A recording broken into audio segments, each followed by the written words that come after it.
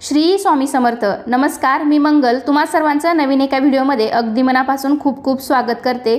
तर आजच्या व्हिडिओमध्ये मी तुम्हाला मार्गशीर्ष गुरुवारचे उपवास कसे करायचे याबद्दल संपूर्ण माहिती देणार आहे. हा उपवास कधी धरायचा आहे, कधी सोडायचा आहे, उपवासाला काय काय खायचं आहे, उपवास सोडताना कोणते पदार्थ खायचे आहे किंवा कोणते पदार्थ खाऊ नयेत, तसेच कोणत्या नियमांचं पालन करायचे आहे, अशी संपूर्ण माहिती तुम्हाला मी आजच्या व्हिडिओमध्ये देणार आहे. त्यासाठी व्हिडिओ शेवटपर्यंत नक्की पहा. चॅनलवरती नवीन असाल तर चॅनलला नक्की सबस्क्राईब करा. चला तर मग लगेचच आपण व्हिडिओला सुरुवात करूयात. ज्या पद्धतीने श्रावण महिना हा भगवान शंकरांना समर्पित आहे, म्हणजे आपण या महिन्यामध्ये संपूर्ण महिनाभर किंवा सोमवारी, विशेष करून सोमवारी भगवान शिवशंकरांची पूजा आराधना करतो, उपवास करतो. अगदी त्याचप्रमाणे मार्गशीर्ष महिन्यामध्ये सुद्धा दर गुरुवारी महालक्ष्मीची पूजा केली जाते.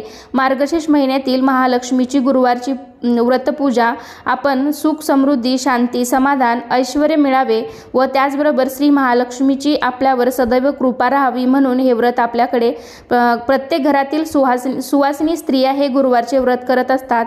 हे व्रत कोणीही करू शकतो. कोणतीही कन्या, सवष्ण स्त्री किंवा पुरुषसुद्धा हे व्रत करू शकतात. व्रत करणाऱ्याने सकाळी लवकर उठून स्नान करून शरीराने व मनाने हे गुरुवारचे व्रत, गुरुवारची पूजा करायची आहे. तर ही गुरुवारची पूजा कशी करायची याचा सुद्धा व्हिडिओ आपल्या चॅनलवरती उपलब्ध आहे. तुम्ही नक्कीच चॅनलवरती जाऊन चेकआउट करू शकता. तर या व्हिडिओमध्ये मी फक्त तुम्हाला उपवासाविषयी माहिती देणार आहे. तर यावर्षी मार्गशीर्ष महिन्यामध्ये एकूण 5 गुरुवार आलेले आहेत. 5ही गुरुवार आपल्याला हा उपवास करायचा आहे. तर बऱ्याच जणांना असाही प्रश्न पडतो की घरातील सगळ्यांनीच हा गुरुवारचा उपवास करायचा का? तर नाही. तर घरातील एखाद्या व्यक्तीने केला तरी चालतो किंवा मग घरातल्या सर्वांनी, ज्यांना इच्छा आहे त्यांनी केला उपवास तरीसुद्धा चालतो. जे लोक व्रत करणार आहेत त्यांनी शक्यतो उपवास करावा. हा उपवास दिवसभर करायचा आहे आणि सायंकाळी सोडायचा आहे. म्हणजे सकाळपासून आपल्याला उपवास करायचा आहे आणि सूर्यास्ताच्या वेळी देवीची, महालक्ष्मीची पूजा करून, आरती करून, नैवेद्य वगैरे दाखवून, गाईला नैवेद्य वगैरे दाखवून झाल्यानंतर मग आपण हा उपवास सोडू शकतो. तर हे उपवास कसे करायचे याच्या पुढे आपण जाणून घेऊयात. तर गुरुवारचे उपवास हे निर्जळी वगैरे करण्याची काही गरज नाही. तर असं म्हणतात की या उपवासाला फक्त फळे आणि दूधच तुम्ही घेऊ शकता, पण असं काही नाही. खरंच तुम्हाला फळे आणि दुधावर संपूर्ण दिवस निघणार असेल तर तुम्ही अवश्य करा. शेवटी ज्याची त्याची श्रद्धा महत्त्वाची आहे. पण शक्यतो तुम्हाला जर हा उपवास सोसत असेल किंवा तुम्ही करू शकता असं वाटत असेल तरच तुम्ही हा उपवास दूध आणि फळे घेऊन करू शकता. आपल्या शरीराला त्रास देऊन, आपली भूक मारून आपण दिवसभर उपाशी तसंच बसायचं हे योग्य नाही. शेवटी आपले कसे मनातून, अंतःकरणातून भाव महत्त्वाचे आहेत. तसा उपवास करण्याला खरं तर काहीच अर्थ नाही.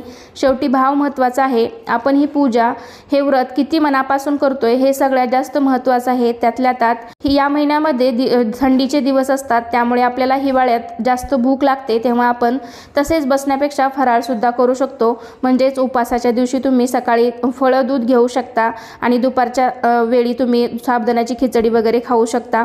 तर या उपवासाला आमच्याकडे खिचडी खाल्ली जाते. तर तुम्हाला सोसवत नसेल, हा उपवास सहन होत नसेल तर तुम्ही साबुदाण्याची खिचडी अवश्य खाऊ शकता. तर आम्ही स्वतः फळं आणि दुधावर हा उपवास करत नाही. तुम्हाला जर शक्य असेल तर तुम्ही नक्कीच करा, किंवा मग तुम्ही साबुदाण्याची खिचडी खाल्ली तरी सुद्धा चालेल. किंवा मग जे काही उपवासाचे पदार्थ आहेत, राजगिराचे लाडू, उकडलेली रताळी, खजूर, सुकामेवा असे पदार्थ खाल्ले तरी सुद्धा चालतील. हा उपवास आपण शरीराने करत असतो. खरं तर लक्षात ठेवा की आपण कोणतेही व्रत करत असतो त्या दिवशी खरं तर आपण मनाने निर्मळ असणं जास्त गरजेचं आहे. म्हणजे या दिवशी आपण कोणाबद्दलही वाईट बोलू नये, आपल्या मनात कोणाबद्दलही वाईट विचार येऊ देऊ नयेत, घरात वादविवाद करू नये, भांडणतंटे करू नयेत, शिव्याशाप वगैरे या उलट गोष्टी आहेत या दिवशी करू नयेत. तर या दिवशी आचरण, आपलं अंतःकरण शुद्ध आणि निर्मळ असायला हवं. निर्मळ असणं गरजेचं आहे. तेव्हा आपला उपवास खऱ्या अर्थाने सफल ठरेल. तर हे झालं उपवासाला काय खायचं आणि काय करायचं. त्यानंतर आपण पाहूया की उपवास कधी सोडायचा, कसा सोडायचा. काही जण पूजा सकाळी मांडतात, काही जण सायंकाळी मांडतात. तर हा ज्याच्या त्याच्या सवडीचा प्रश्न आहे. तुम्ही कधीही सकाळी किंवा संध्याकाळी ही पूजा मांडू शकता.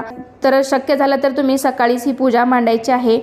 तर ज्यांनी सायंकाळी जरी पूजा मांडली तरी काही हरकत नाही, कारण सायंकाळची वेळसुद्धा ही उत्तम वेळ असते. कारण सायंकाळ झाल्यानंतर, सूर्यास्त झाल्यानंतर सायंकाळी जरी तुम्ही पूजा मांडली असेल तर सायंकाळच्या वेळेसुद्धा तुम्ही देवीला दिवा लावायचा आहे, देवीची कथा वाचायची, आरती करायची आहे आणि मग हा उपवास आपल्याला या दिवशी नैवेद्य दाखवून, देवीला गाईला नैवेद्य दाखवून मग हा उपवास आपण सोडायचा आहे. तर या दिवशी आपल्याला आपल्या घरामध्ये सात्विक जेवण करायचे आहे. चुकूनही मांसाहार करायचा नाही, हे लक्षात ठेवायचं आहे. या दिवशी आपल्याला चुकूनही मांसाहार करायचा नाही.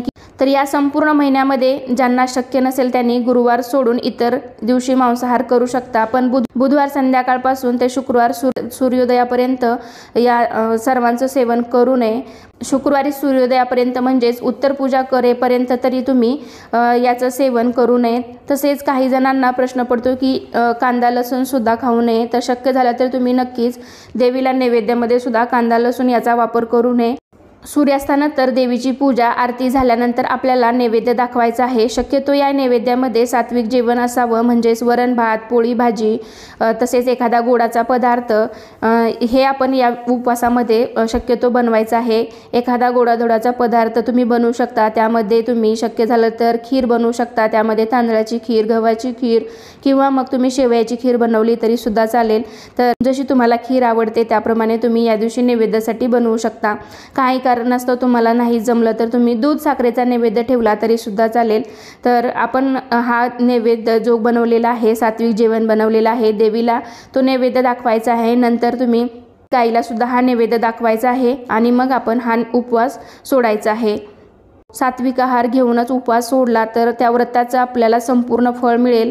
आपल्याला सर्व नियमधर्म करून जे मार्गशीर्ष महिन्यातील व्रत केलं तर आपल्याला त्याचं फळ नक्कीच मिळतं. शक्यतो उपवास सोडताना तुम्ही कडधान्याचा सुद्धा वापर करू नये, म्हणजेच कडधान्य हे पचायला जड असतात आणि गुरुवारचा मार्गशीर्ष उपवास हा आपण सायंकाळी सोडतो. त्यामुळे उपाशीपोटी जड पदार्थ शरीराला पचत नाही. त्यामुळे तुम्ही सात्विक जे वरण भाताचं वगैरे असं जेवण तुम्हाला सांगितलं तेच जेवण बनवून तुम्ही हा उपवास सोडायचा आहे. एखाद्या स्त्रीला एखाद्या गुरुवारी अडचण आली तर त्यांनी उपवास मात्र स्वतःच करायचा आहे आणि पूजा आरती दुसऱ्याकडून करून घेऊ शकता. तर असं केलं तरी सुद्धा चालेल. मात्र व्रत करणाऱ्याने मनाने आनंदी व शरीराने शुद्ध असणे आवश्यक आहे. तर अशा प्रकारे आजच्या व्हिडिओमध्ये मी तुम्हाला गुरुवारचे उपवास कसे करायचे याबद्दलची संपूर्ण माहिती देण्याचा प्रयत्न केला आहे. तर कसा वाटला आजचा व्हिडिओ नक्कीच मला कमेंट करून सांगा आणि असे छान छान व्हिडिओ पाहण्यासाठी आपल्या चॅनलला नक्कीच सबस्क्राईब करा. चला तर मग पुन्हा भेटूया अशाच एका छानशा आणि माहितीपूर्ण व्हिडिओमध्ये. तोपर्यंत धन्यवाद. श्री स्वामी समर्थ.